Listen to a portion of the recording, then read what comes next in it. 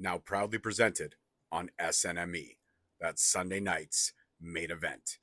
Heavy traffic during 4-5. Gotta hustle on your own time. Color people every port side. We just people from the north side. Want some teammates at the shore fine. Winter ready on the four ties. Heavy traffic during 4-5. Gotta hustle on your own. Hey guys, what's going on? It's your host, your boy George Mackay, live here, pre-recorded Destiny Wrestling Haywire. And I'm sitting down with one half of the not yet, but maybe possibly because they stole the titles, but they didn't actually win the titles yet. One half of Pleasure and Pain, but also, most recently, a face that runs the place, the Immaculate one himself, Joe Mack, OVW, Netflix, Wrestlers. How are you, brother? I'm doing great. How are you? I'm doing fantastic. I'm sitting down with you. Yeah. The last time we sat down, it was you and Mike DeRosti in my basement, in my house, a year before COVID. Look how much has happened since then. Crazy, isn't it? It is crazy.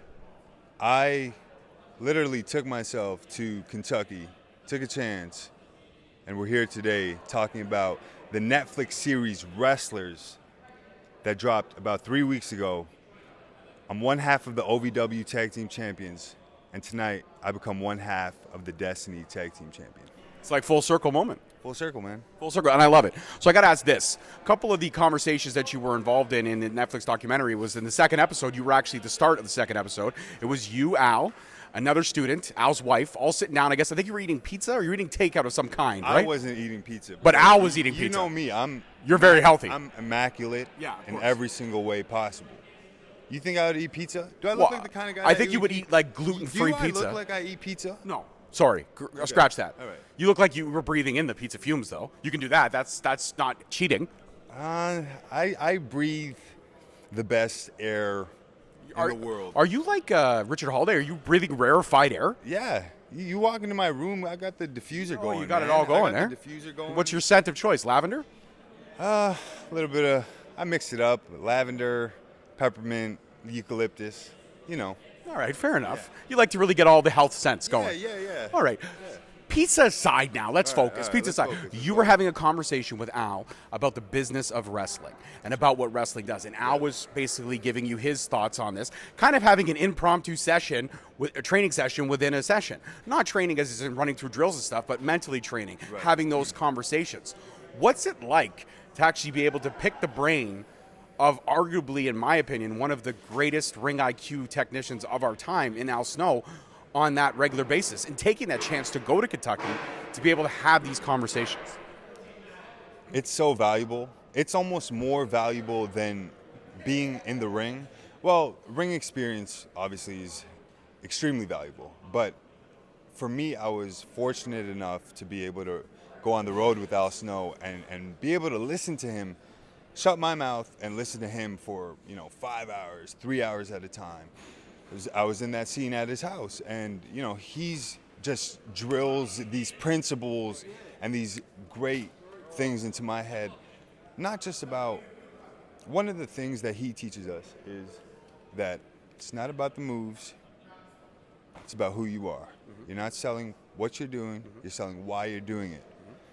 And I believe that's a really lost art nowadays in wrestling, because everybody's fascinated by the ooh, ah. Like, the athleticism is at its peak, and I appreciate and love that. But we've gotten so far away from the storytelling and the emotional aspect of it, and that's the one thing that Al Snow teaches, and that's why I admire him so much, and just, I love just being around him, listening to him talk, yeah.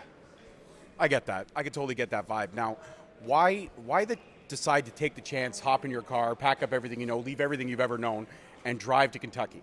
What was it that was drawing you there? Was it just something you felt you had to do, or was you just like, fuck it, I'm either doing this now or I'm never going to do it? Yeah.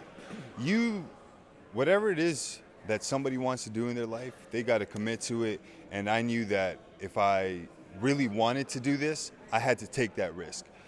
You're going into the unknown. You don't know where you're going. You're going to a whole nother country by yourself, not knowing anybody, not knowing what's on the other side. Financially, you don't know what the heck is going on.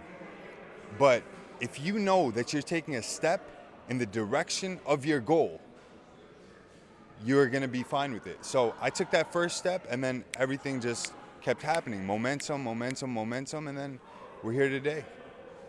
Was it strange or weird in any way to have these cameras just kind of following you guys around and being told, act natural, don't look in the camera? Like, how hard is it to not look into a camera when you know you're being filmed? That's got to be crazy. Yeah, it was definitely a different experience, but it opened up my skill set, really, just to have the cameras there. At first, you don't really know how to act, right? Because they want a real side of you, but you're there and you don't know whether you should be acting or giving them the real side of you. But also, you don't want to give that too much vulnerability, right?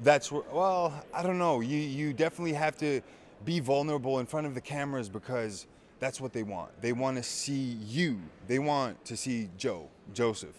And, I think they got that a bit. Otherwise, it was different. You're at home. I'll come downstairs. So I lived with Mahabali Shira, and Shira was a huge part of the show. I would come downstairs and the cameras, I just woke up in the morning. I just opened my eyes, walked downstairs, and the cameras are all there, and, they started asking me questions, which was, it was cool. I'm fine with it. Yeah. Yeah, no, it was a great experience, and the show was fantastic. My wife and I watched it in 2 days. We could not stop watching it. It was so entertaining. Seeing everything that was going on. But I have to ask this. You guys were unsure of how it was all going to get cut together. When you yourself saw the final product, were you like, wow, that exceeded what I expected?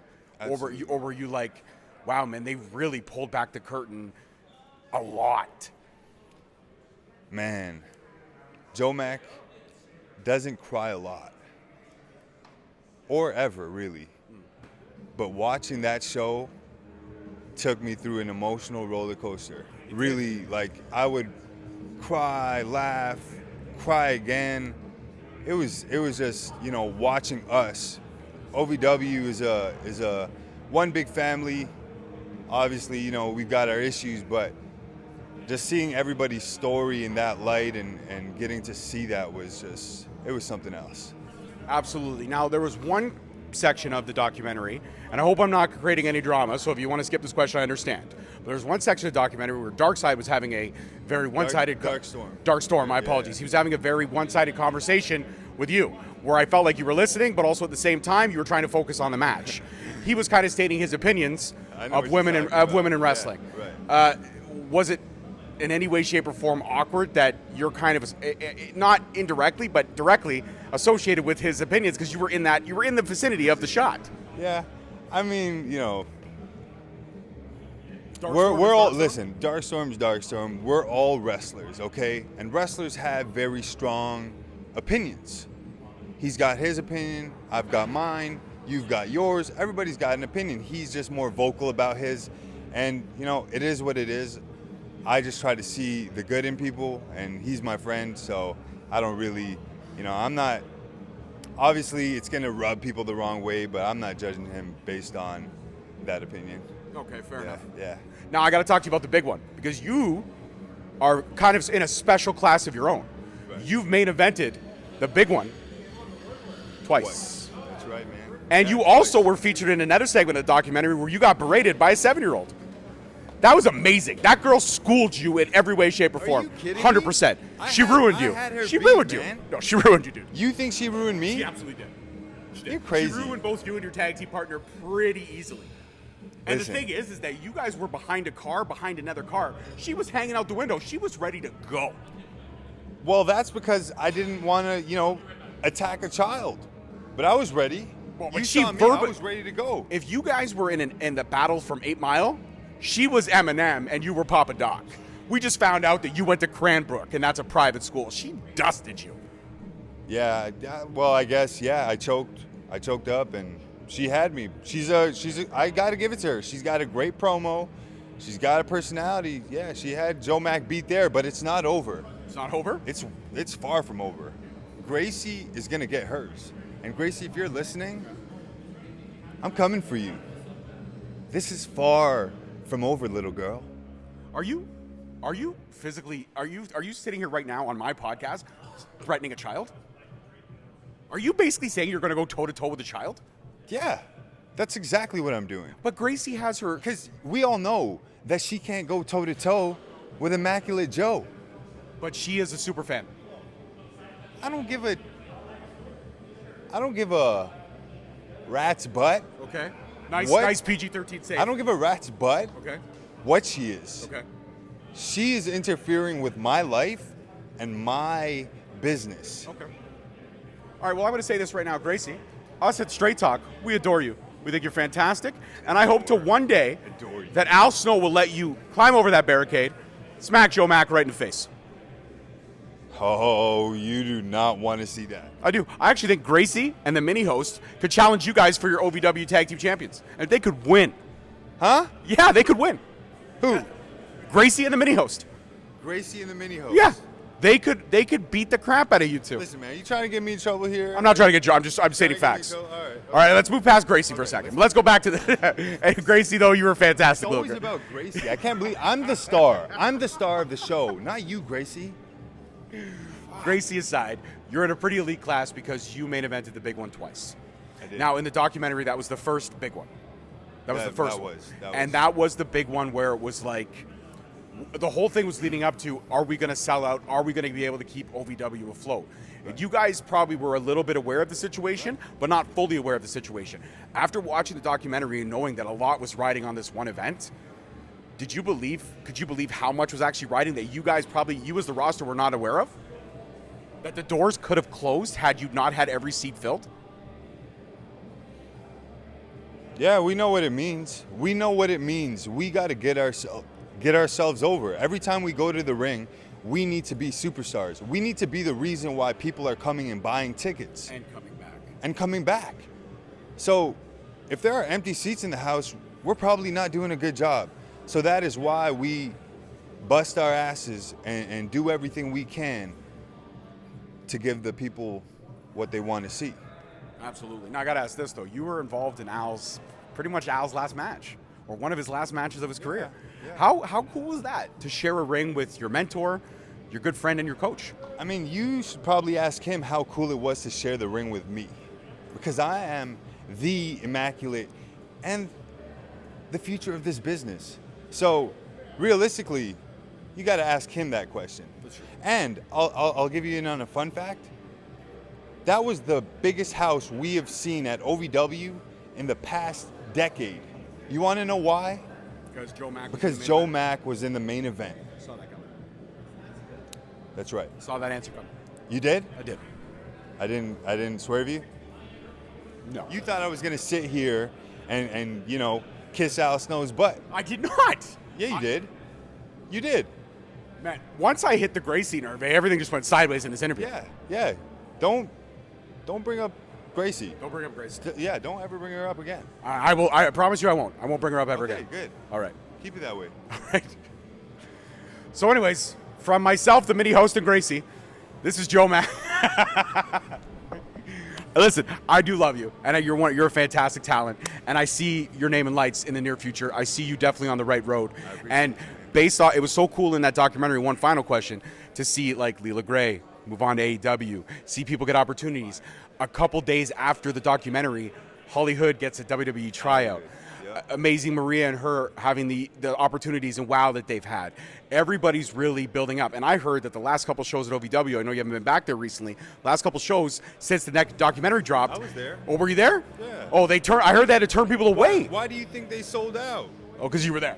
Yeah. Okay, my apologies, Joe. I didn't know you were there. Right. No, but seriously, they had to turn people away. That's got to be an incredible feeling. It was amazing. Well, Have you outgrown your building? Do you guys think you're going to have to move on? It just goes to show you better buy your tickets a week early. Otherwise, we're early. 2 weeks early. We're going to send you home. OVW's doing numbers. But Gracie always gets her special seat. What did I tell you? What did I tell you about Gracie? I know, but Don't bring her up But she has that ever again. Okay, all right. It's about me, It's not about her. you. So, certain fans have their special areas to see you in the show. Yeah. Okay. Yeah. That's There's my a only reason question. I'm in the ring, All right. and Gracie But I didn't bring her up this time. is sitting with the fans. With the fans. She's Yeah. a super fan. Yeah, she's a fan. I'm the superstar. She's a super fan. I'm a superstar. Get it right. Really don't like this child. No. I hate children. Wow. All of them. All of them. Even the mini host? Yeah. Wow. You think I like the main host? Wow. I just I have video have to proof answer of you doing a questions. TikTok with her from years ago. You better not bring We have that. You bed and not. I think the mini host should probably I think he should re-release that footage, don't you, buddy? Yeah. No, Yeah. I never did that. You were off. You were off beat and all kinds of bad. I got rhythm. I don't remember doing that. We have the video proof. These shoulders, yeah, they bounce. All right. Well, this interview has been an upward trajectory of nothing but awesomeness. But my dude, Joe Mack, you're an incredible talent. I appreciate you. Guys, that's it for this one. Peace, love, and wrestling. We'll see you next week. Peace. Thank you so much for watching. Please don't forget to like, subscribe, comment, and turn on that notification bell so you get notified each time we post a video. Alternatively, you can check us out on all podcast platforms and hosted on Podbean. We are also available on the SNME network. That's the Sunday Nights Main Event Patreon. Please feel free to check us out there as well. And don't forget to follow us on all social media platforms at _Straight Talk on Twitter, at Straight Talk Wrestling on Instagram, Straight Talk Wrestling on Facebook, Straight Talk Wrestling on TikTok, and of course, you can check out all our merch at ProWrestlingTees.com. I don't need a nigga.